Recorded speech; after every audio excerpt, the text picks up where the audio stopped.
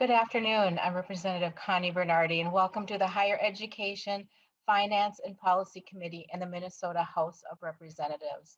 Pursuant to House Rule 10.01, I call this remote meeting of the House Higher Education, Finance, and Policy Committee to order. The committee legislative assistant will take the roll. Chair Bernardi. Present. Bernardi, present. Vice Chair Christensen. Present. Christensen, present. Representative O'Neill. O'Neill, present. O'Neill, present. Representative Albright.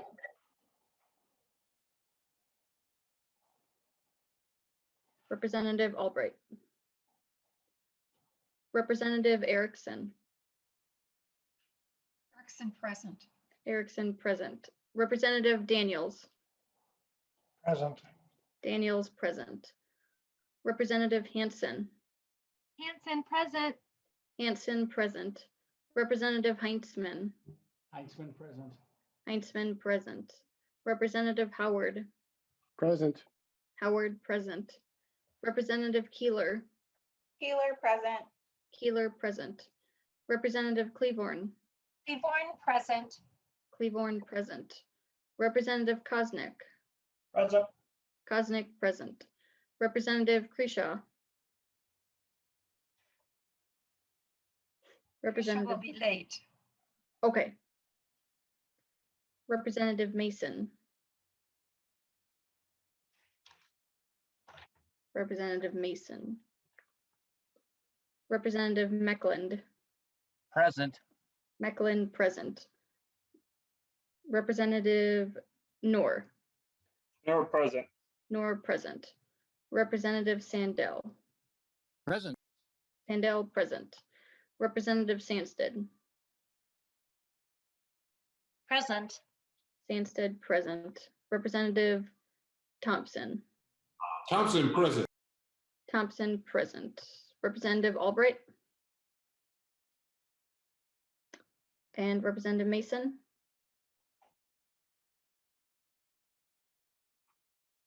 And a quorum is present, Madam Chair. Thank you. May I have a motion to approve the minutes for February 24th, 2021?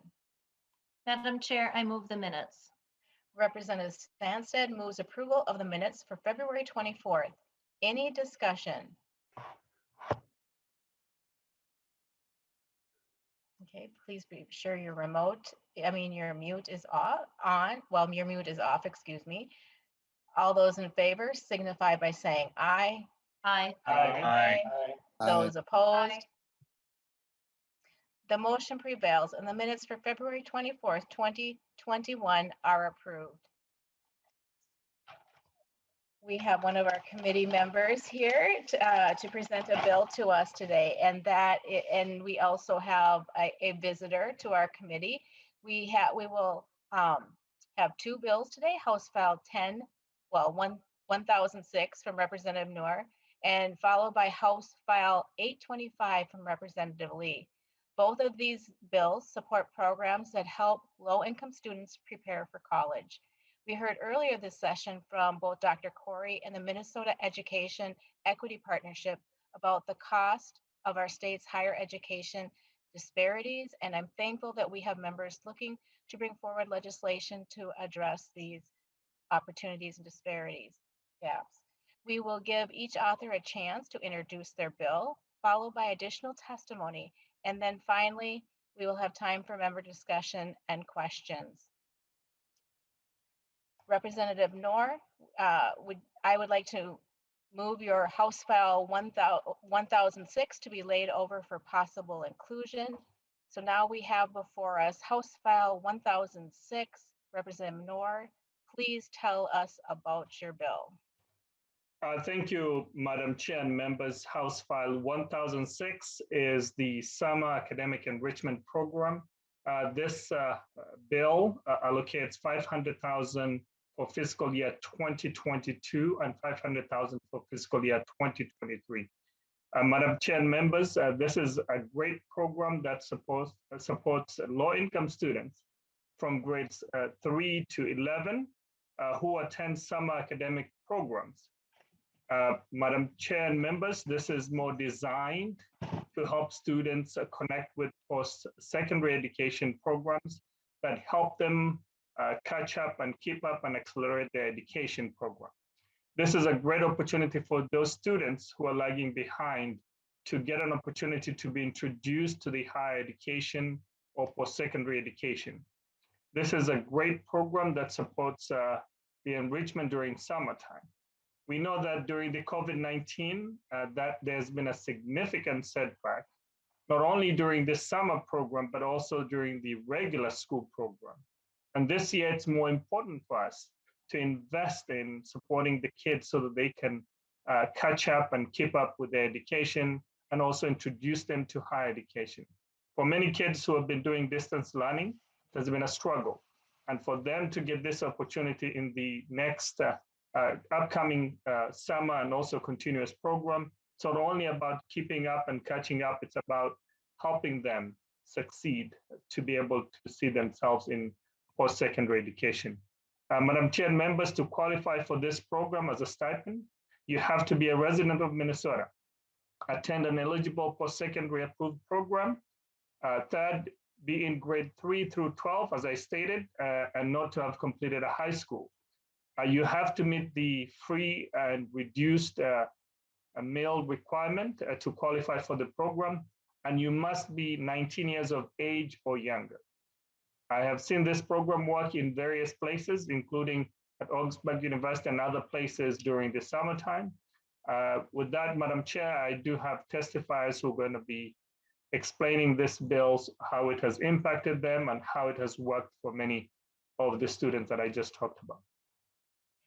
Thank you, Representative Noor. Did you want to start out with Dr. Robert Johnson? Yes, Madam Chair. Okay, well, welcome to the committee, Dr. Robert Johnson. If you could please state your name and your affiliation for the record. Good afternoon. My name is Robert Johnson from St. Cloud, Minnesota, and I am a retired faculty member at St. Cloud State University. I was the founder of summer programs back in 1987, and this precedes the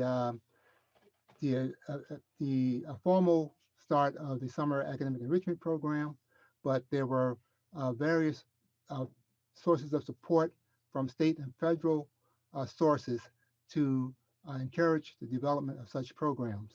In 1986, I approached Dr. Nancy Walters, who was with the Office of Higher Education and the Department of Education, about starting a pilot project that would target students that are underrepresented in science fields, science, technology, engineering, mathematics, what we know as STEM fields.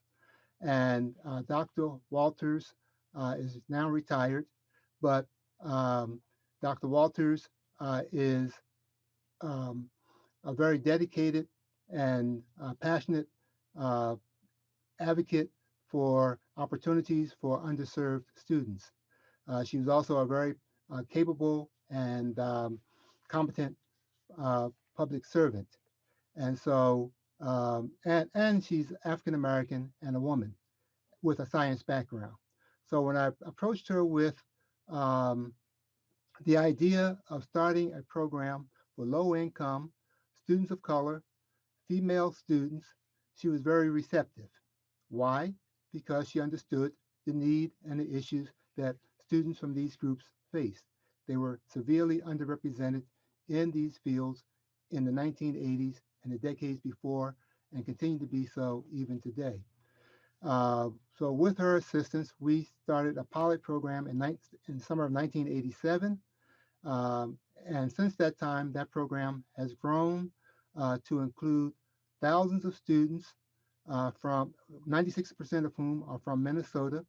And I've shared with the staff member some of the data and statistics and information over that period of time between the 1980s up to the time that I retired, probably 2017, 2018. And we can update that even more so if you insist, and I'll put down my retirement um, uh, tools and pick up some of those other skills.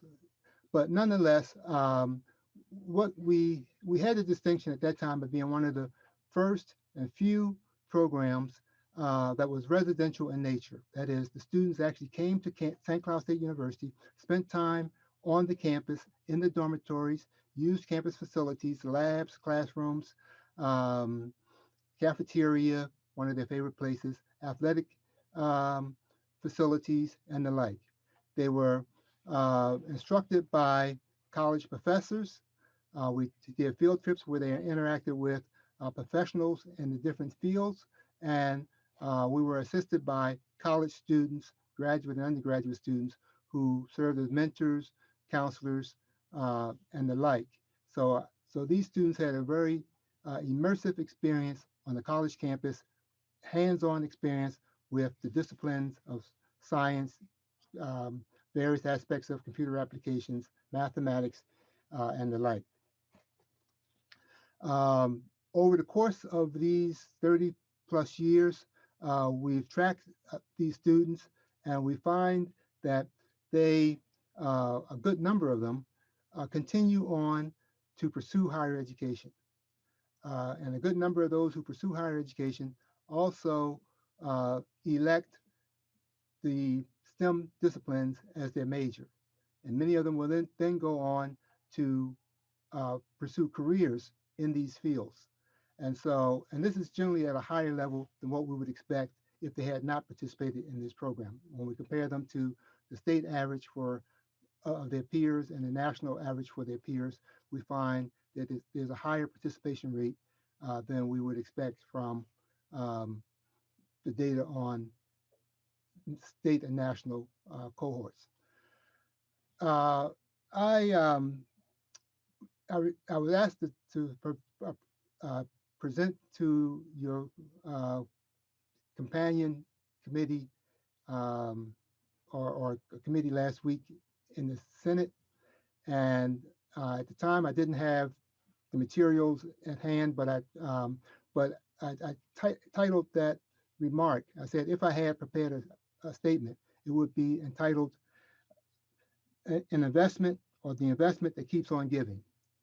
And I noticed that when I testified before that committee in 2017, the last slide that I shared with that group was something that said something about an investment. And so what I've realized in talking to parents and students uh, and looking at the news in recent weeks, and this is before this, I was aware that this bill was coming up. But in talking to parents, they informed me that their students, one student, for example, who was a participant in our program, was just recently admitted to a medical school. And before that, he was a graduate student at the University of Minnesota in biomedical engineering. And this was, I think he started in 2018 and 2019 and finishing up his master's degree there. And he's studying, he's developing mathematical models of diseases. Now, is that relevant to today? Yes. We have many people studying COVID using mathematical models to predict its impact on the society at large and different groups. So here's a young man with an interest in this field before the urgency or the need for such a approach was known to most of us. This young man has been accepted to medical school, and his mother informed me that he told her that he plans to come back to St. Cloud and to set up a community practice here to address the needs of low-income residents here in St. Cloud and in central Minnesota. I have two other examples. Recently, we've had people speak out about the discrepancies and the disparities that take place in terms of health care for among Minnesotans, and how people of color, low-income citizens tend to be more affected by certain diseases, especially COVID, and less likely to get the kind of treatment that would help them cope with these problems. And this is Dr. Rachel Hardiman, and another scholar, and she's at the University of Minnesota. Another scholar is Dr. Star Sage at University of St. Thomas, who's also addressing health equity issues. These young women were students, again, in our program, and in one of the documents that I've submitted to the staff member, she's on record indicating how, this is Dr. Dr. Sage, how her experience in the summer program enabled her to confirm her interest in science and in pursuing a career as a health specialist. And so these young people who started out, these young professionals who started out as young children in a summer program on a college campus have pursued these interests, have pursued careers in these fields, and are here in Minnesota making contributions to the larger community. So the investment in these students, in these young students, have yielded young professionals serving the state of Minnesota. In addition to those students, we have students who are science teachers, students who are community health advocates, we have students who are engineers, we have students who are statisticians, we have students in many, many fields. And then we have students who've chosen not to go into the science or STEM areas. And is that a waste? No. They are more informed citizens about the scientific process, more informed citizens about how research enables us to address societal issues. And so having an informed, scientifically literate body of citizens helps all of us. So again, a lot of details are present in the documentation that I provided to your committee, and I'd be more than happy to speak to any of that material and to talk about the many other benefits of this program. I can say that this program is world-renowned. In addition to the large number of students from Minnesota, we have students from across the nation, and we have international students. We have a student, again, the vast majority of our students come from low-income families or from moderate backgrounds. We've had some affluent students who paid their way to the program, and one of those students was accepted to, she applied to, I think, 8 or 9 Ivy League colleges. She was accepted to every one of them. She got early acceptance, I think it was at Princeton, because she presented the research that she did in our summer program, and shortly after that interview, she was granted early admission. She chose Harvard. And she's planning to become a medical doctor as well. My point is that we have here in Minnesota internationally renowned programs that prepare students in world standard quality environment that allow them to compete with anybody in the world. And this is offered to low-income students, students who are underrepresented, students who will not get the opportunity without the investment that we would make in their futures and in our future. So I can give you example after example, but there's a body of data. So you don't have to rely on these anecdotes, but there's a body of data which show the impact of these programs. And I'll stop there. And if you have questions for me later on, I'll be at your disposal. Thank you, Dr. Johnson. Representative Noor, do you have further testifiers? I believe there are additional testifiers, Madam Chair. Do you have the list of the testifiers? Well, I have Bob, and I hope his name is Cates, but I'm not certain on the testifiers list. Yes, I'm Yeah. here. And you got Yes, that? Madam Chair. Okay, if you could introduce yourself and your association, that would be great. Sure. Thank you, Madam Chair and committee members. You do have the pronunciation right. It's Bob Cates. I have the distinction of being the president and CEO of a nonprofit called Best Prep. This is actually our 45th year anniversary, and I've had the honor to be the CEO since we started. Our mission is to prepare students with business, career, and financial literacy skills through hands-on experiences that inspire success in work and life. And we do that through 5 in-school programs during the school year and 2 summer camps. For the past, let me just give you a little more broader idea. We serve about 55,000 students statewide and work directly with the schools and with many, many nonprofits to achieve our mission. For the past 9 years, OHE has supported our Minnesota Business Venture summer camps, and these are business and career development camps. The goal of these camps is to provide hope and opportunity to students for a successful career journey. These are week-long camps. We partner for 1 week with the Schultz School of Entrepreneurship at the University of St. Thomas, and the second week is with the McNeely School of Business at St. John's University. So when we are in person, these students have the opportunity through transportation provided and other means to attend these camps, and many of them end up going to those 2 universities as well as other institutions.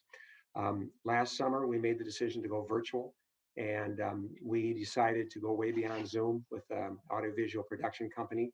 A lot of work, but very successful in providing virtual experiences that were not only group-based, but one-on-one based with students who are mentored. The typical summer has 350 to 400 students, and we anticipate that again over the 2 sessions. And the OHE funding has actually provided for over 475 low-income students to participate over the last 9 years. It's been a terrific boom to the opportunity to the point where our underrepresented population at those camps has grown by over 50% since we began receiving support from OHE. And last summer, over 63% of the students were students of color.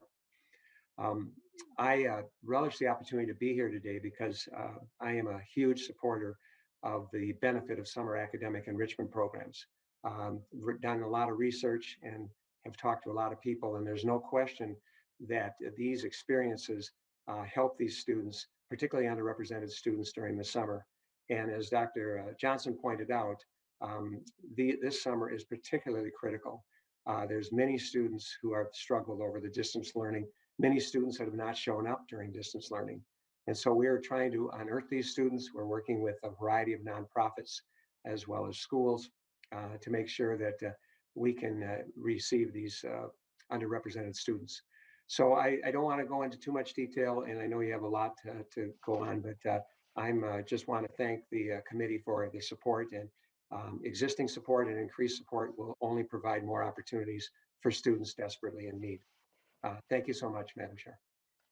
Thank you so much for your testimony. And I believe we have 2 more testifiers with us today, and I just want to confirm that they're here. Mary Kauser? Yes, I'm here. Okay, excellent. And please state your name and your organization for the record. Okay, Mary Mouse Kozer, Concordia Language Villages. So Concordia Language Villages is affiliated with Concordia College in Moorhead. We are the premier language and cultural immersion program in the United States, and our culturally authentic village sites are located on 900 acres just outside of Bemidji, Minnesota. Our mission is to inspire courageous global citizenship. We offer 14 different languages in the summer for young people aged 7 to 18 of all levels of proficiency, beginners to advanced speakers. And we offer a variety of residential, and now with COVID, also virtual 1 week, 2 week, 4 week summer sessions, the latter being the equivalent of 1 full year of language instruction. Every year, approximately 10,000 youth and adults from across the United States attend Concordia Language Villages. However, a significant percentage of our participants are from the state of Minnesota: youth, families, school groups, and educators. Since 2011, we have had a total of 1,633 Minnesota students in grades 3 to 11 participate in a language village summer session with the assistance of an OHE summer enrichment stipend. In 2019, we had over 110 students who took part in Concordia Language Villages and represented 26 counties, coming from elementary and secondary schools, both in the Twin Cities metro area and throughout greater Minnesota. Students have ranged in age from 8 to 18. Last summer, unfortunately, we only had a dozen students from the OHE program that took part in our virtual villages, largely due to the last minute nature of changing programs and schedules. The $1,000 OHE stipend ensures that these students without the requisite financial resources can attend Concordia Language Villages. The stipend actually completely covers the tuition for a 1-week virtual session or residential program. And for those students who are interested in participating in a 4-week high school credit session or a 4-week non-credit session, additional financial aid from foundations, grants, and other donations are provided. Some students have participated in cohorts such as Upward Bound and through partnerships that we have with the Minneapolis Park and Rec Board as well. These partnerships have ensured that funds are maximized to the students' benefit, as there were support mechanisms in place to also facilitate attendance at a program that is located in northern Minnesota, from transportation to packing what was needed for the sleepaway camp. So students and parents definitely have received significant funding from OHE over the past decade. And just a couple of quick testimonials from parents and students themselves. One student mentioned after last summer's opportunity, "Thank you for helping to give me the opportunity to spend a year learning Norsk at Skugfjorden. So many things that make my life what it is have fallen apart in the past few months. And I cannot emphasize enough how grateful I am to have had the opportunity to connect with friends for what is one of the best parts of my summer." Another student from Mankato who was a recipient of the program said, "Thank you for supporting me with a scholarship to attend the 4-week credit Swedish program. I had a lot of fun and learned so much. Next year, I plan on attending either Gustavus or Minnesota State University Mankato and hope to continue learning this language. Thank you for the assistance." So as you can see, this exposure to language and culture at early age prepares young people for a global future, whether it is to study or travel abroad or more fully engage with the multicultural diversity in their home communities. OHE is certainly imperative to this effort, and the Summer Enrichment Program ensures that all students with a passion for world languages and cultures can have this experience. Thank you for your previous support, and I'm certainly happy to answer any questions if there is time. Thank you. Thank you. And we have another testifier, and she's going to have to help me out with her name, but I believe Sandra Oluwafemi is with us today. Welcome to the committee. Please state your name and affiliation for the record.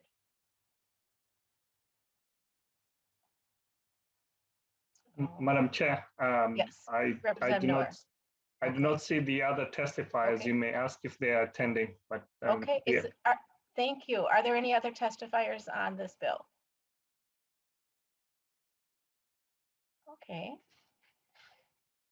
So now, Representative Noor, I would like to move into questions if any of our committee members have questions, and then I'll have you do closing remarks after that. And I will check out here if we have any questions from our committee members. Before you do that, I'm just wondering if we have. Dr. Johnson, did you have a comment to make?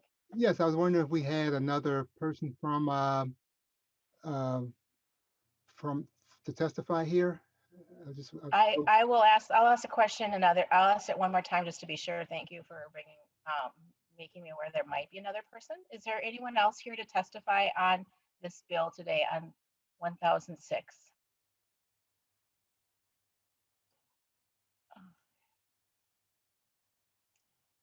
I do not hear anyone. Somebody is trying to speak, but they look like they're having audio problems. I see. Okay. I think it's a parent from one of our summer programs whose children have attended. Okay. Is it would it be Ms. David? Yes. Ms. David, are you able to unmute yourself, and did you want to testify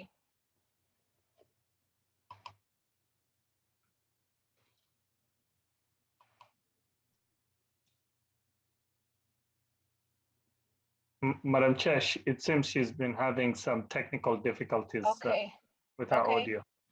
okay, Madam Chair, I can try and connect with. okay. So offline. we'll go to questions, and if we're able to gain connection with her, that would be wonderful, and we can call on her before we move into our next bill. Members, are there any questions? I do not see any members with any questions. Representative Noor, would you like to say some closing remarks? And if we do get Ms. David back on the line, we will let her provide her testimony. Yes, Madam Chair. Thank you, Madam Chair and members, for hearing this bill. This is a great program for the students. This is a great program which is based on the grade level for the students. This is a great program to help the low-income students who don't have that opportunity to attend a program during the summertime and expose them to post-secondary education. This is a great program to support our science programs for the interested students who are interested in STEM programs. Quite frankly, this will help students, as I stated, catch up, keep up, and also to be able to get ahead, especially with the COVID-19 pandemic.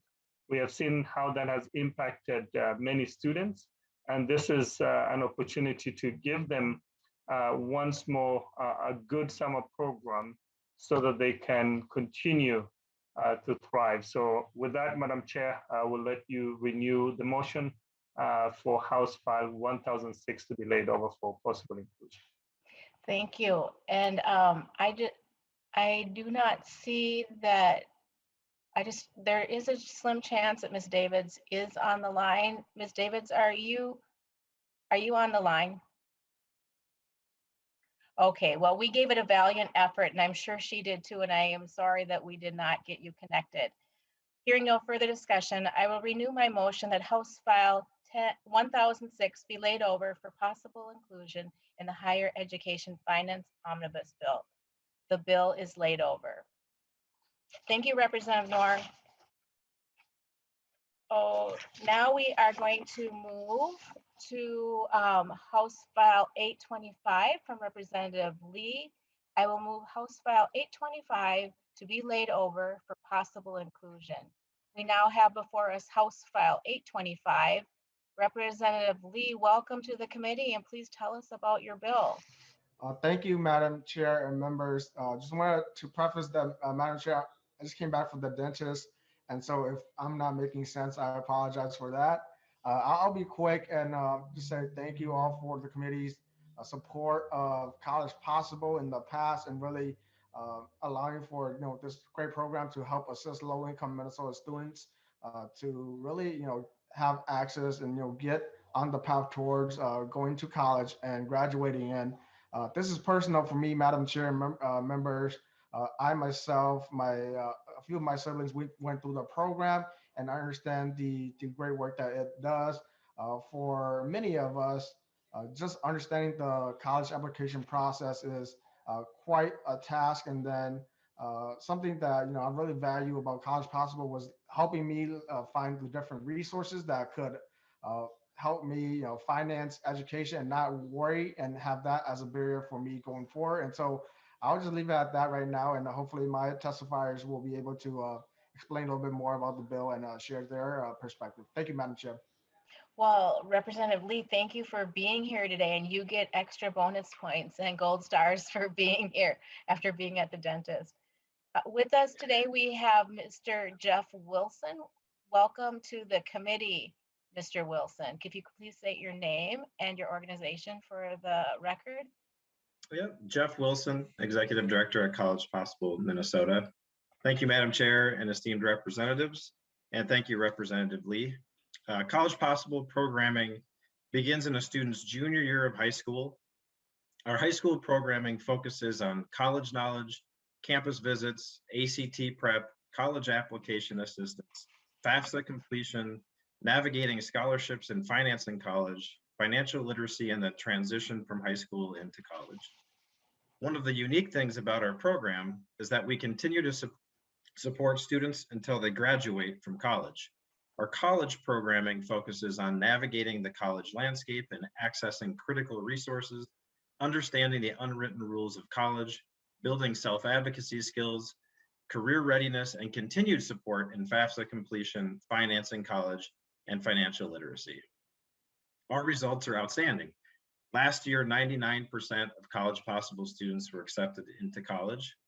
And while a recent National Student Clearinghouse report shows the number of 2020 high school graduates enrolling in college in the fall decreased by 22%, driven mostly by losses of lower income and urban high school students, our enrollment actually increased by 4%. And our college graduation rate has steadily increased every year over the last 5 years, with College Possible students 3 times more likely to graduate than their peers from similar economic backgrounds. In a recent survey that we conducted of College Possible program alumni 5 and 10 years out from their college graduation shows 5-year grads with a median individual income of $40,000 to $59,000, and over a third of 10-year grads with family incomes of $100,000 or more. 98% are employed, 94% have health insurance, and 83% are saving for their retirement. And importantly, over a third reported a debt load of less than $10,000. And on average, all respondents left college with less debt than their non-College Possible peers. Now, the state of Minnesota has been an absolutely critical partner in our growth. With the support of the state, we've grown from working in 24 high schools to 65, and have grown our presence from the Twin Cities metro area to across greater Minnesota, from Worthington to Mount Iron Buell. Your support in building our Navigate program, which is a tech-based and virtually administered version of our program to support students in greater Minnesota, also set us up to weather the pandemic very well. By having all of our curriculum already modified to deliver remotely, and the infrastructure built and refined over the last 6 years, we were able to seamlessly move our entire program to a remote model and achieve the outstanding results that we did this year. And I'll just end my brief portion before turning it over to some other testifiers, that I want to thank you all for your incredible support that you've provided and all that you've made possible for students in Minnesota. So thank you, Madam Chair and esteemed committee members. Thank you for your testimony. Next with us is Zaire Bang. Welcome to the committee. Please state your name and organization for the record. Zura Vang, College Possible board member and program alumni. Thank you so much, Madam Chair and esteemed representatives. Again, my name is Zura Vang, and I am a program alumna as well as a board member. I currently serve as the Director of Student Recruitment for the Morrison Family College of Health at the University of St. Thomas, and am currently pursuing my doctoral studies at the University of Minnesota Twin Cities. College Possible has supported me since I was 16 years old with high intensive support with college applications, with financial aid, navigation support, and mental and personal support. I can honestly say that I don't think I would have pursued college or higher education in general without their early support. To give back, I've stayed in touch with College Possible. I've worked for them as a program coordinator and now serve as their board member, and also part of the Alumni Leadership Council committee member. I have been able to support hundreds of students who have shared lived experiences as I, and have been able to help them see that they too can access and graduate from college. As a board member, I am able to provide feedback and expertise in their programming and their strategic planning. As coming through from a alumni lens, College Possible is really intentional about holding 2 seats on their board for program alumni as they bring in unique perspectives and experiences and expertise. And as a Alumni Leadership Council committee member, we are able to advise College Possible with their work in engaging our program alumni. Being part of such a impactful organization has really influenced my career path. It has led me to work in higher education, working around access and retention, particularly with underrepresented students. It has also influenced my decision to go on to get my Master's of Social Work degree, as well as pursuing my PhD degree. I've never really have imagined myself going to college, let alone pursuing my PhD. And this organization really helped me see that was possible. I'm also a mother of 2 young children, 4 and 1. And I know that because I've gone to college, I will be able to help support them and get them through that really just stressful and challenging process. We need organizations like College Possible, people who care, people that the organization who is just so results oriented, and an organization that is so committed to leveling the playing ground for low-income students. Thank you so much for your support, and I will end my testimony there.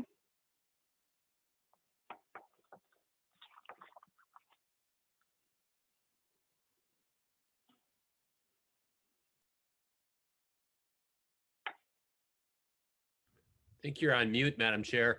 There we go. Thank you. I would like to thank you for your testimony, Ms. Zervang, and welcome Tyrese Leverty to the committee. Welcome to the committee. Please state your name and organization for the record. Thank you so much, Madam Chair and esteemed representatives. My name is Tyrese Leverty, and I'm a current College Possible student. Once again, please allow me to introduce myself as Tyrese Leverty. I use he, him, his pronouns, and I'm currently a senior at the University of Minnesota, Twin Cities, studying journalism, professional strategic communications, art, and interdisciplinary design. Today, I am here with you all to share my student story and to show you all how College Possible shaped my life trajectory and made it possible for me to be the soon-to-be graduate that you see before you today. I grew up in the southern Twin Cities suburbs, moving a total of 6 times before I even reached high school. We were a low-income household led by my late mother, who instilled in me, as you all know, the power and importance of education. She always insisted that I make better than she did, make better choices than she did. That is, as a teen mother, she was not able to complete her own bachelor's degree. And in being that is, she did not have the necessary resources and knowledge to prepare me for higher education on her own.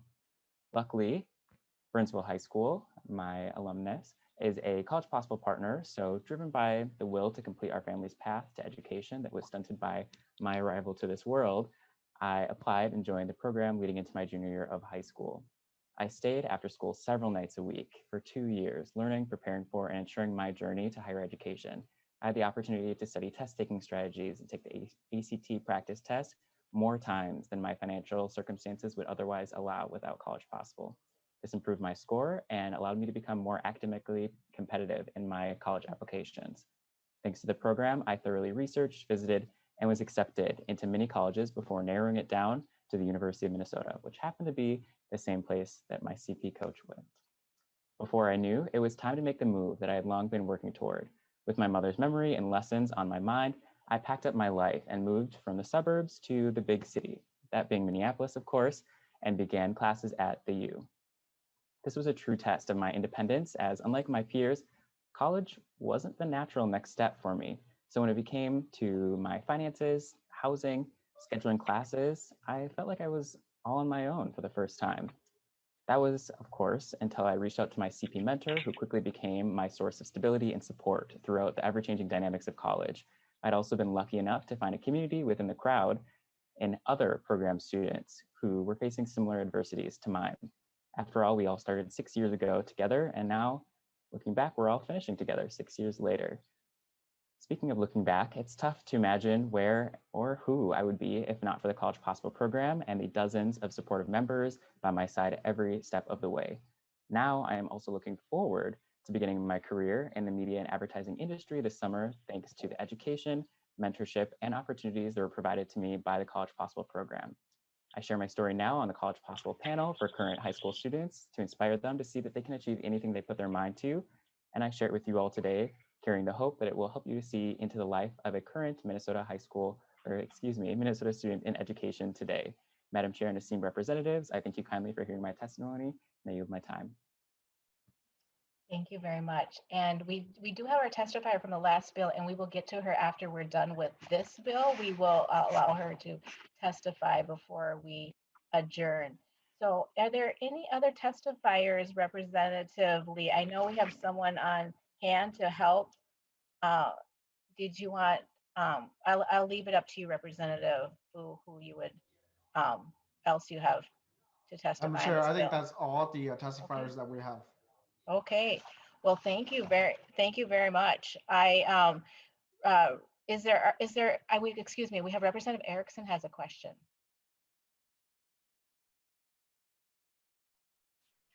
Thank you, Madam Chair. This question is for Mr. Wilson, the Executive Director.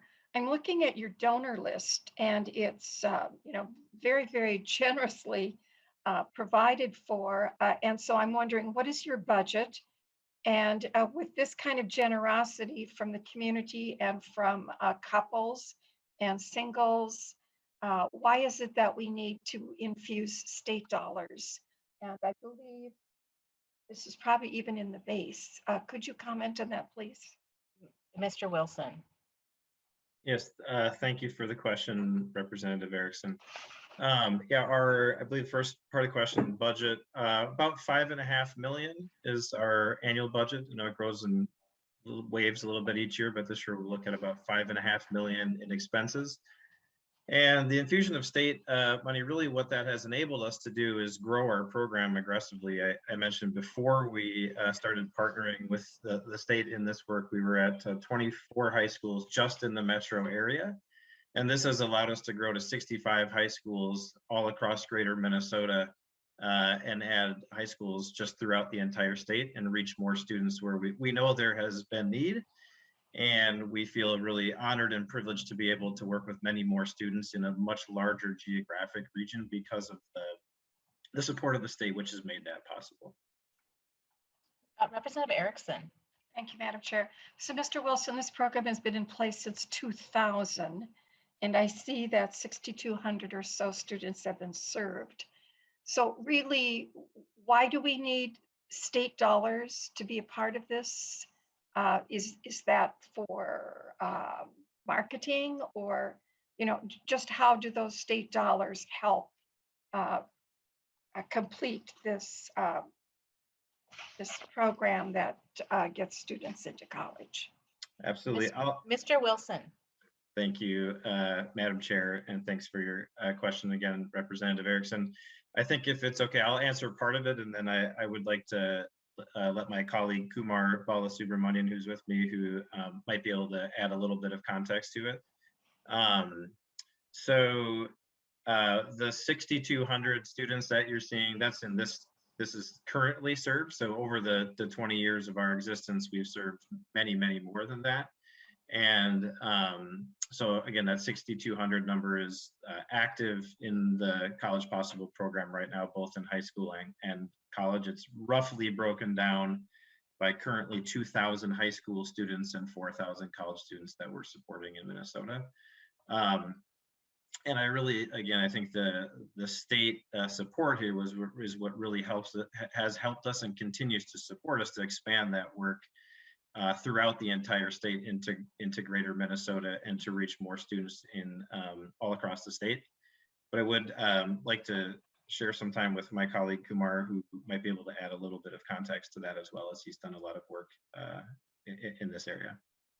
Welcome to the committee, Kumar Balasubramanian. Thank you. Hopefully I got that fairly close. Welcome to the committee, and please state your name for the record and your organization. Yes, thank you, Madam Chair. My name is Kumar Balasubramanian. I am the Director of Community Partnerships and Engagement at College Possible Minnesota. Yeah, and thank you, Representative Erickson. I think that's an important question. In our reporting for the use of these funds each year, we pick a specific group of students. We call it our state appropriation cohort.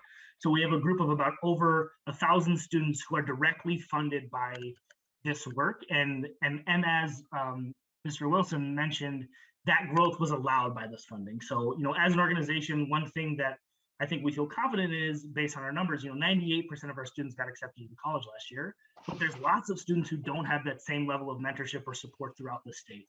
And in particular, rural poverty is a really real thing. And what we found when talking to our partners throughout the state was that the resources weren't as centrally located. In a smaller community, they might not have access to the same level of resources. And we really wanted to be able to take our expertise and spread it to all different parts of the state as much as possible. And so from my perspective, the reason that the state funding is so valuable is not only that it helps us expand sort of our reach, but also that it helps us dig into communities that we might not otherwise be able to touch. One other thing that I think is important to note, just sort of generally about the programming, is the continuation piece. So, there's not very many programs out there that follow their students all the way through graduation and even beyond graduation, touching into our alumni networks. And as those are folks who are throughout the state and professionals throughout the state, this funding makes a really big difference in our ability to sort of keep that pipeline from high school all the way to career very strong. Representative Erickson. Thank you, Madam Chair. And Mr. Wilson, back to you. So if the state were not to infuse this, the governor is asking for $550,000 each of the years of the biennium, would the donations dry up, or would they increase? I mean, it's always interesting because it seems to me that when I'm out and about, folks talk about wanting to be generous, giving to a program that they know is going to succeed because they're an integral part of it. But when the state then gets involved, it's like they pull back and say, well, the state of Minnesota is going to put in that, then I guess I won't put in as much. So, donations, I think, are dictated by the extent to which an organization like College Possible can make it on its own. And I'm just asking these questions because I'm curious. It's not that I probably don't support the program, but I'm always curious about to what extent do people pull back their donations when they know the state of Minnesota is going to put dollars in. If you would just respond to that, thank you. Mr. Wilson. Thank you, Madam Chair. And again, thank you, Representative Erickson, for your question. If I may, I'll just touch on one thing from the previous question that I don't think I or Kumar addressed, which was, I think you asked, how does that money get spent, and is it marketing or whatever? Most of our money, almost 90% of it, goes right into student programming. It's either for the staffing that it takes because we're such an intensive program and students get a lot of one-on-one mentoring. Most of the money goes into either the staffing cost to do that or the direct materials that we need for students. So almost all of it goes into direct programming. So that's how the money is spent, generally speaking. Yeah, you're absolutely right. We have very generous donors. I think the community that we're in believe in the programming and want to be a part of it and see the value that it provides, and are generous with their support. What I have observed in my conversations with donors, I spend a lot of my time fundraising, so I'm talking to donors quite frequently. And I think one of the things that I have observed with our donors anyway, in terms of their thinking about our relationship and state funding, is it gives them even more confidence. I think when they see that the state is investing in this and well, they see it as an opportunity to really engage in a public-private partnership and utilize all the resources so that we can reach as many students as possible, knowing that the need still outweighs our ability to serve students and the resources that we have. I mean, right, I guess nobody has a crystal ball, but if the state money were not to come in, I would not see, I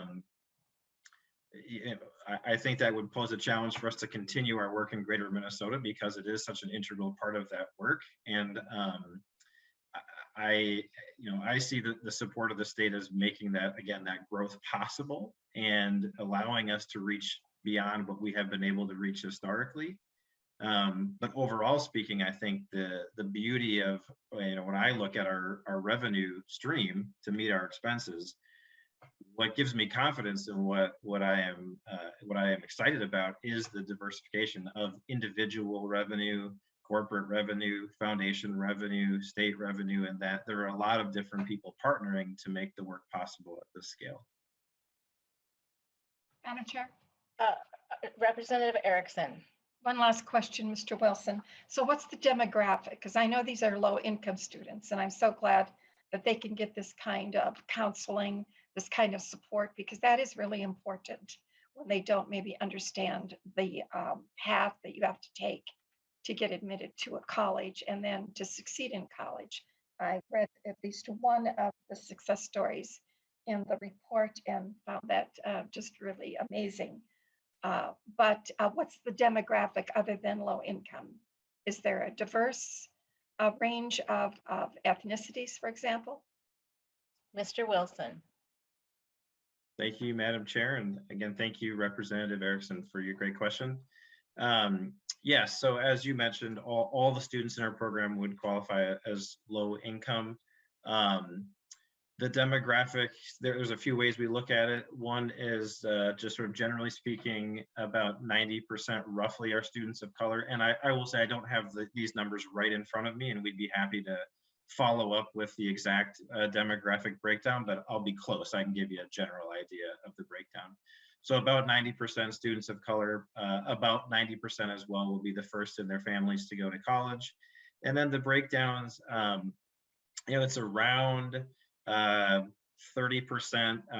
Black African American, about upper 20% Latinx, about mid 20s to 30% Hmong and Asian, and then I want to say this is one where I'm not exactly sure. It's about 10 to 15% white, and then there's some other kind of 1 to 2% in some other groups.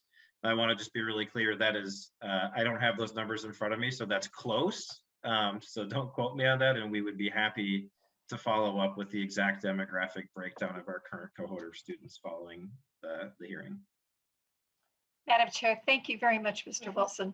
I think this has been very important for us to learn about this program. I'm a newcomer to this committee, so I'm curious, but I like what you've told us in regard to the demographic. That's very important, and the fact that these are low-income young people who we want to succeed, and college is possible for them. Thank you very much. Representative O'Neill.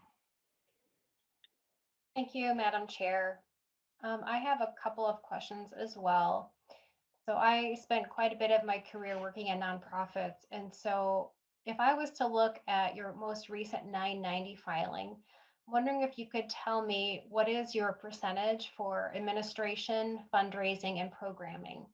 So do you remember what your percentage is in each of those? And the reason I ask is because you had said about 90% of this money goes directly into the programming.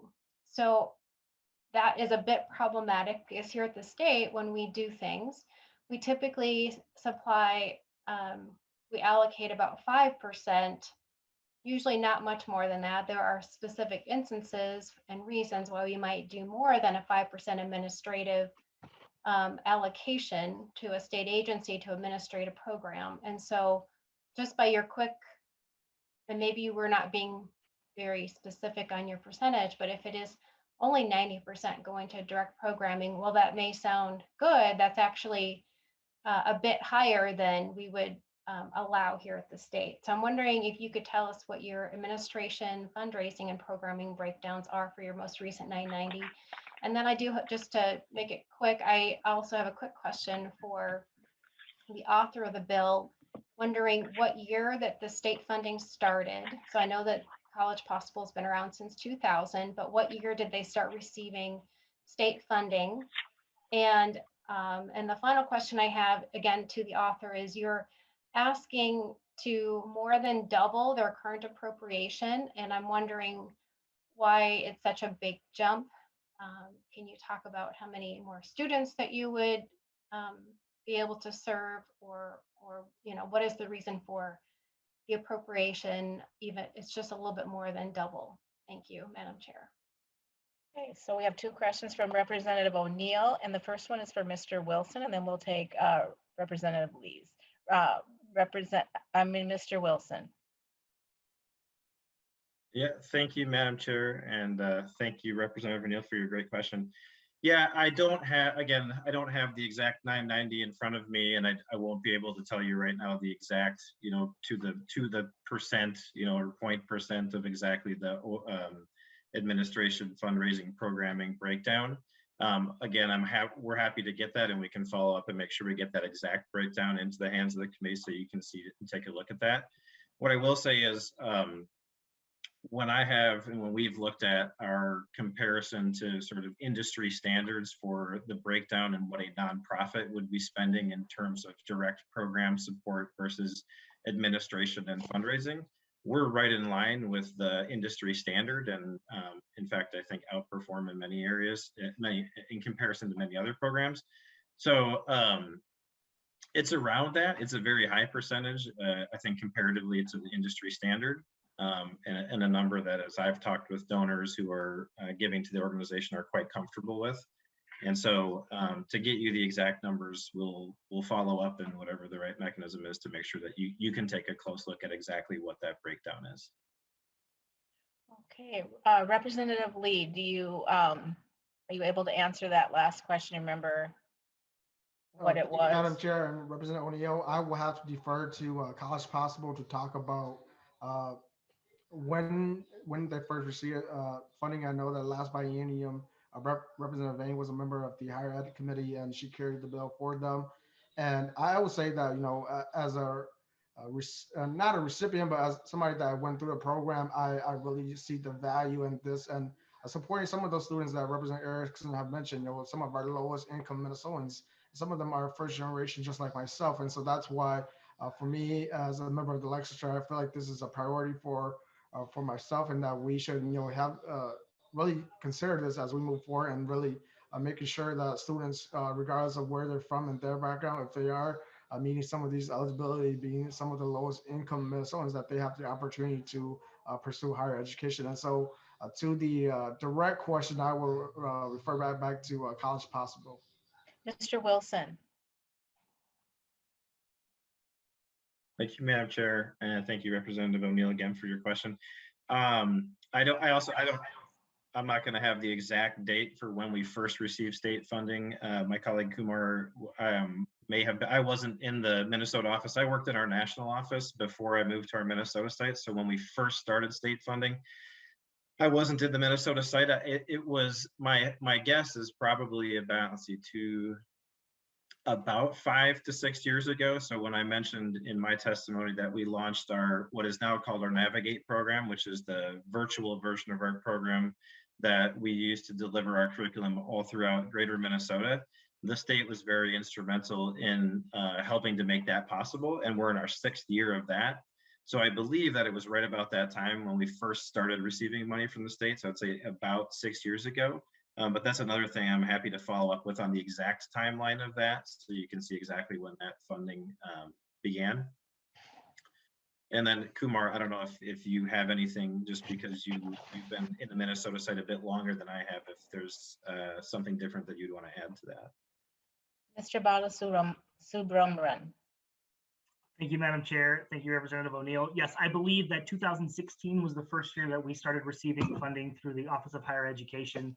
And the steady growth in funding has been a direct sort of result of more students being served. So with I believe in 2018, our funding was lower, and when we doubled, we were able to support double the amount of students. So we initially had been reporting on 600 students who were funded directly from this programming. And in our last 2 years in the last budget, we were reporting on 1,200 students. So that money is sort of directly tied to more students being supported by these funds. Okay, Representative O'Neill, I'm assuming that we got your 2 questions answered. And Madam Chair, actually, I need a follow-up now that I got the answer. And we'll need to we'll need to like about a minute for that, and we can come back if we need to. We have other members that would like to ask questions, and we'll need to move on and have about Madam 5 Chair. minutes for each member. Representative Lee. Thank you, Madam Chair. And so I know that we have a House fiscal staff here too, Mr. Savory, if he could look into that and provide that information so that we're not, going back and forth with College Possible, I think that'd be great. Thank you, Madam Chair. Okay. And did you have a question that you wanted that could take a minute, or would you want to come back to Representative O'Neill? I just have a very short thing. Okay, go ahead, Representative O'Neill. Thank you, Madam Chair.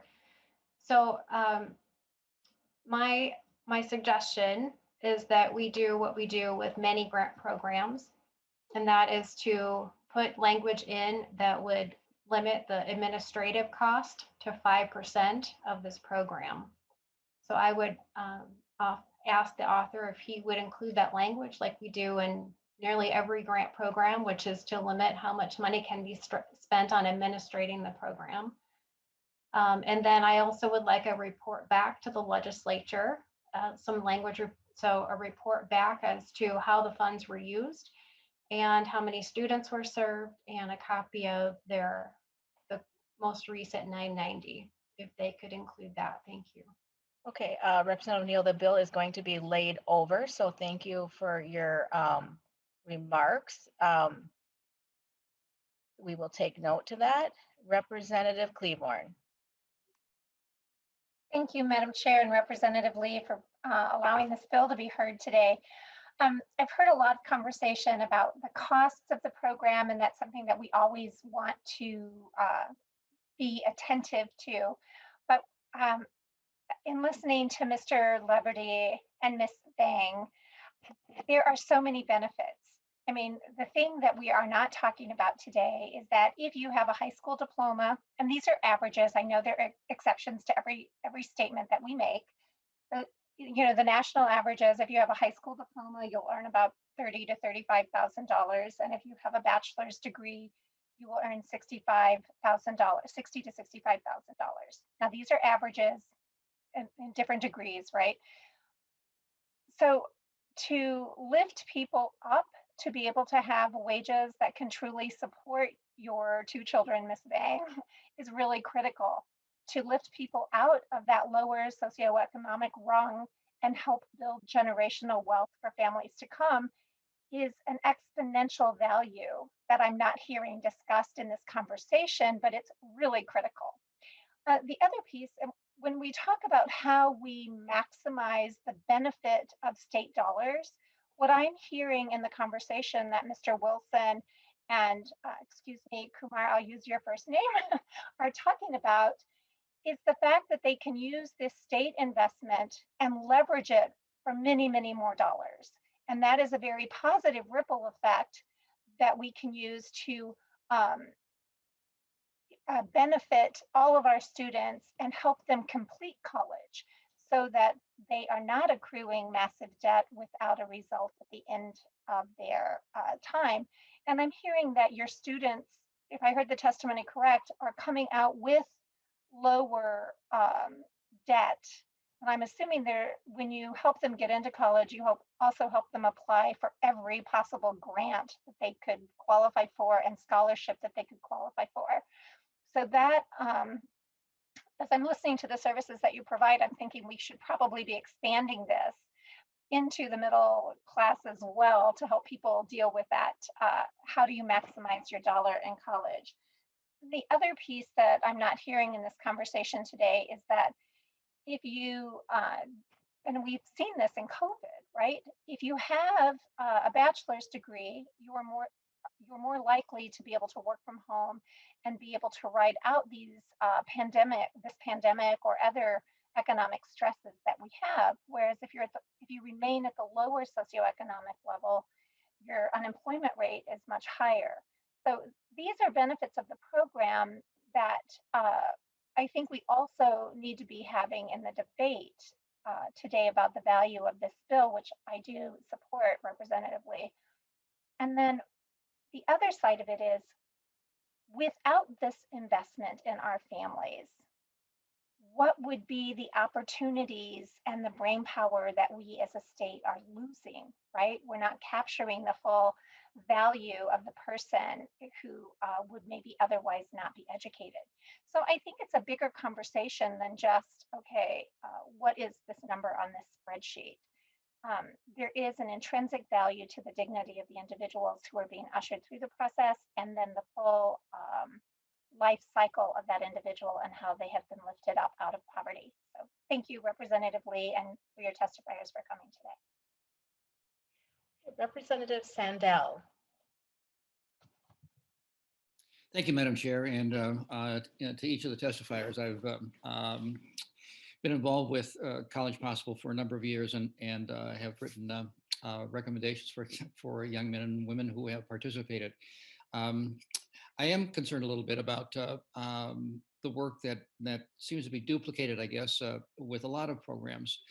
Most programs, however, provide their services to young men and women who are sophomores, juniors, and seniors in high school, rather than try to support and mentor them through college.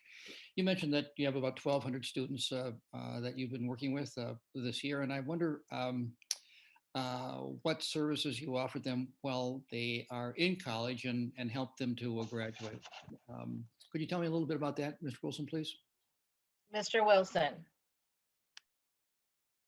Thank you, Madam Chair, and thank you, Representative. I will actually, if it's okay, kick the beginning of this question to my colleague Kumar, who has worked for years directly on the program team. And then Kumar, when you're done, if there's other things to add, I'll be happy to jump back in. But Kumar's been directly in that for quite some time. So we'll, Kumar, if you want to take this one.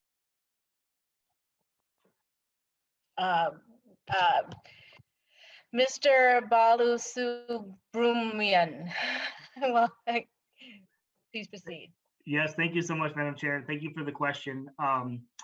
Yeah, so I do think one of the really unique components of our work is our work with college students.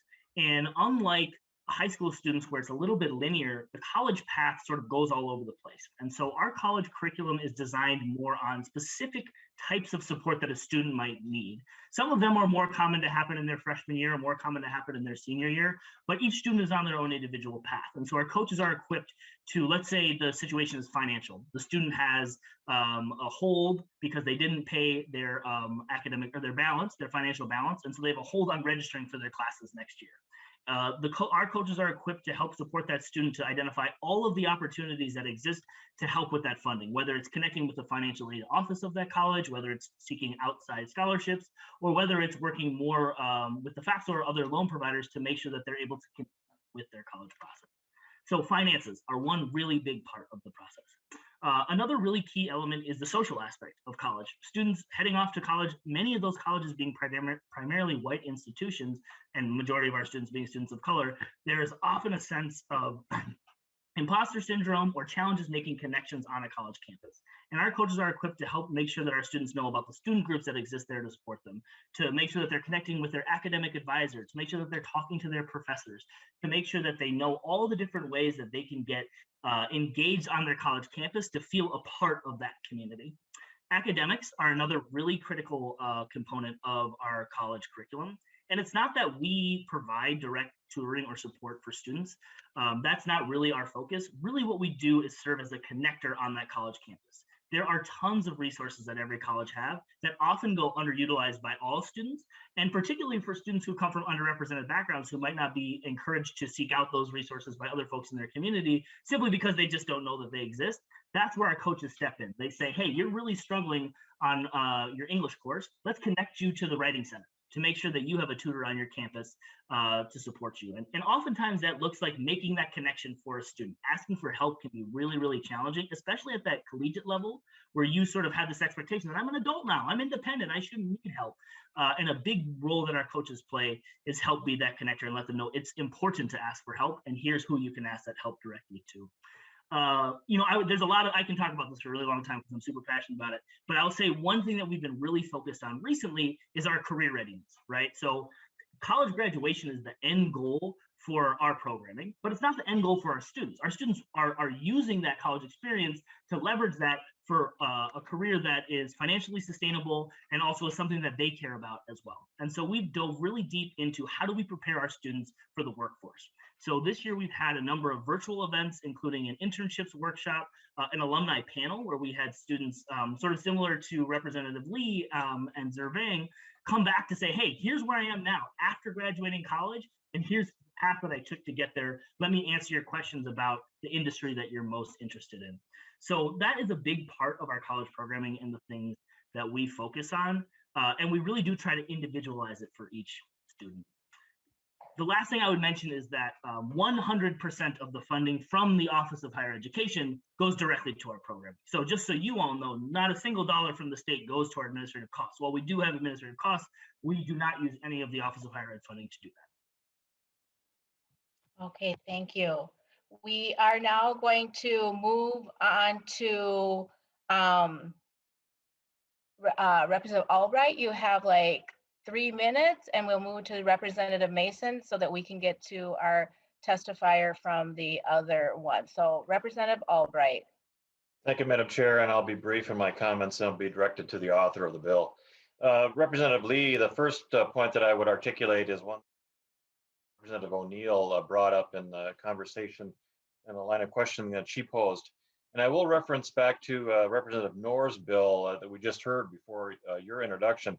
And it's interesting that in his bill, he does include language that limits the administrative fees in his program, or the one that he's proposing, to 3%. So I don't think that it's out of line for Representative O'Neill to suggest that, and I would certainly hope that you take that under strong consideration. Representative Lee, looking more for your response to a couple of comments or observations that I would make. But I think it's somewhat interesting that the program that you espouse, that you propose in this bill, really is an extension of that which should be already happening, whether it be in the high school or in this setting, the secondary or higher educational programs, in support of career counseling, in support of and we spend an awful lot of time in this committee talking about the funding that we provide to higher ed, whether it be independent colleges, the MINSCU system, or the University of Minnesota. So in that situation, isn't it a bit of a sad indictment that that's not already happening in those institutions, and we have to curry the favor or support and or supplant the funding that we should be putting towards those programs to support a nonprofit of this nature? And that's not anything against this organization. It sounds like they do great work, but I would like for your feedback on that. And to finally, Representative Lee, if you could just speak to the fact that if this is in fact a venerable program, there obviously must be other systems out there and other entities out there that support a similar focus. And so what would you say to the support of making this program a competitive grant program as opposed to a unilateral support of one mission entity? And I'll conclude there and wait for Representative Lee's response. Thank you. Representative Lee. Thank you, Madam Chair. Excuse me. And I think to the last piece, I was thoroughly entertained the option, if there are other programs that are similar like this, for them to come forward, so that we as the legislature have the opportunity to engage in this conversation. And as the chief author of this bill, I haven't really heard from any other entity that are doing similar work. And so hopefully the chair and the committee, if you are hearing, if there are other proposals, that you will consider that. And to the first questions around putting a cap, I think that's certainly something that we could explore. And Chair Bernardi have said that the bill is being laid over, and that she is taking note as the chair. And so I will work with the chair and Representative O'Neill and any other members of the committee who are interested in this. And to the second question, thank you for the question, Representative Albright. I think that that's a discussion that we as the legislature should certainly talk about. What can we do to provide the resources for our schools, and so that they could actually carry out that mission of really preparing all of our students, so that they don't have to worry about not having the connection, or because of my financial situation similar to the experience of my siblings, myself, that we don't think that higher education is something that's for us, unless it was like through it was for programs like College Possible that made it possible for me to dream beyond just that high school graduation and get into the workforce, and really see that higher education. Ms. Vang have said that too, that that's something that we can aspire to. And I'm glad to see Mr. Leverty here to talk about his own experience and how this is opening a door for him to really look into a different career path that maybe Mr. Leverty and Ms. Vang might share similar sentiment with me, when I was growing up, that I'm going to get my high school graduation, my diploma, and then start working right away just to support my family. And fortunately for me, I'm able to pursue higher education, and here am I at the legislature and working with all of you. And so I think that's definitely a conversation that the Higher Education Committee and the E12 committee should have going forward. And so thank you for the question, Representative Albright. Representative Mason, and you have like 3 minutes. I'd like to get on to have Representative Lee wrap up and then move on to our testifier, give her 3 minutes to testify. Representative Mason. Thank you, Madam Chair. Just a couple of comments, and especially something that Representative Lee had said before.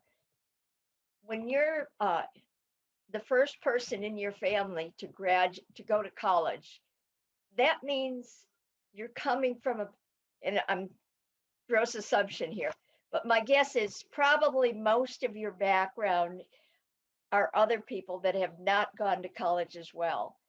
And I remember talking with my roommate years after we graduated, thinking how lucky kids were now to have all these various programs and opportunities. And her comment was, well, we were both first people to go to college from our families. So we didn't have the background or the help to really take advantage of some of the opportunities that might have been there.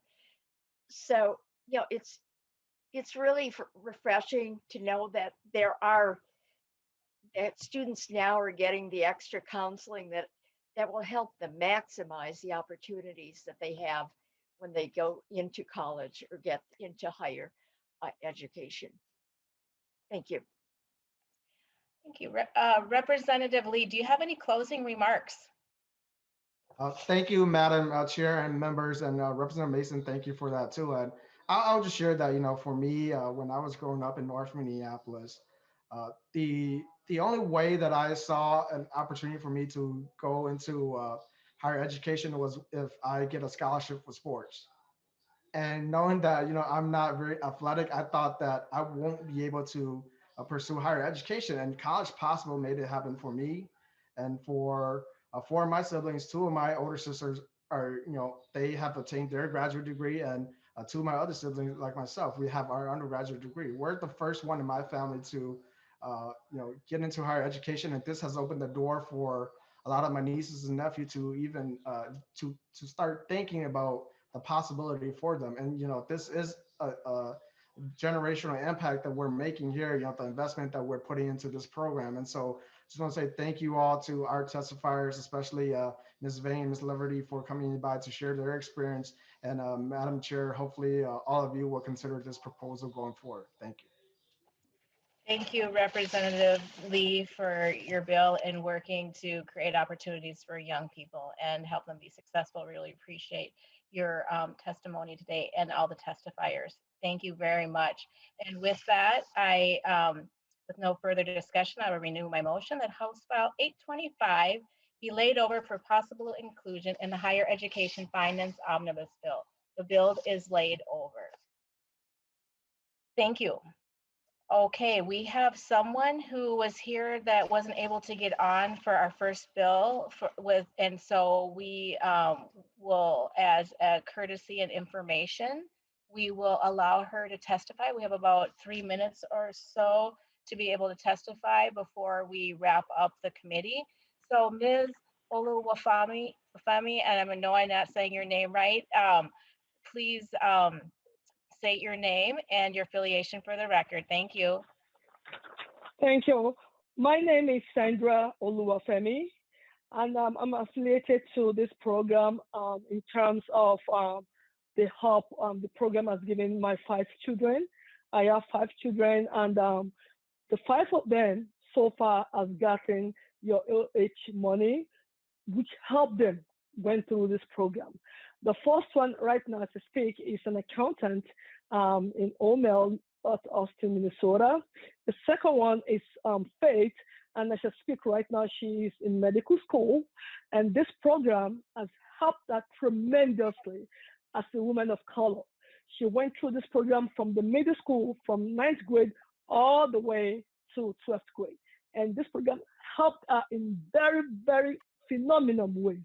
She's a strong woman, a woman of color, a woman that is proud to attend the summer enrichment program at St. Cloud University. And I even spoke to her yesterday about this testifying process, if she can be a part of it. But unfortunately, she is in class as we speak right now. There is no way she could do it, but she was very, very, very excited to be a part of this program. I also have Gabriel, as I speak, is also in Oxford University doing computer programming. He has this interest right from when he started the summer program at St. Cloud University, and up to now is doing phenomenally well at the program at college. I have also my fourth child, which is Grace Oluwafemi. She's a 5th grader right now, and as I speak to you, she attends Rogers Elementary STEM Magnet school here in Rogers. She's also a very strong student, and this is going to be a 3rd year in a row attending the summer enrichment program at St. Cloud State University. Even at her age, she's just 11 years old, and she's already telling me how she envisioned herself to be a medical doctor in future. That is very phenomenal to have an 11 years old with such a vision because of the STEM program she went through at St. Cloud State University. And the last one I have is Samuel is going to be 8 years old on the 13th of this March, 2021. And is also a strong student in math, in science, in technology and engineering. And as I speak right now, I already have the application from St. Cloud State University to enroll in this year program coming this summer. And this is going to be his first time ever going to St. Cloud State University for this program. He's very excited about it because he knows that his older siblings went through this process, went through this program, and they're all succeeding. They are all doing excellently well, and he himself cannot wait to be in that same pathway. So even as I speak right now, I have Grace right here with me, the 5th grader. She just came back from school, and she knows about what is going on right now. And she's telling me right here, Mom, I have one or two things to say about the summer enrichment program with the help of the OHE funding. So I don't know if you want me to give her this minute to say one or two things, if it's okay with you. Otherwise, I'll let it pass. That would be wonderful. We have a minute for her to share, talk with us. So that would be great. And if she could say her name for the record. And all right, thank you very much. Hi, my name is Grace Oluwafemi. I am in 5th grade. Can you say your name again? Can you say your name again, Grace? Grace Oluwafemi. I am in 5th grade. I am 11 years old, and I attend Rogers Elementary STEM Magnet School. And I just wanted to say thank you for the OHE department for helping me and thousands of other people in the world, the people that couldn't really afford this program. And I'm very thankful for you guys and the program because it's really helping me, and it really helped my siblings also. As you heard, my mom explained their background and what they're doing right now. So I just want to say thank you. Thank you. Well, thank you, Grace Oluwafemi. I'm trying so hard. And for your mother today, we really appreciate your testimony. Thank you so much. We are glad that you were able to. We were glad you were able to get on, and now we need to adjourn our meeting. So thank you very much. You're welcome. Thank you very much. Thank you for all you do. We appreciate all your help. You're welcome. Well, thank you, members. And with that, our meeting is adjourned.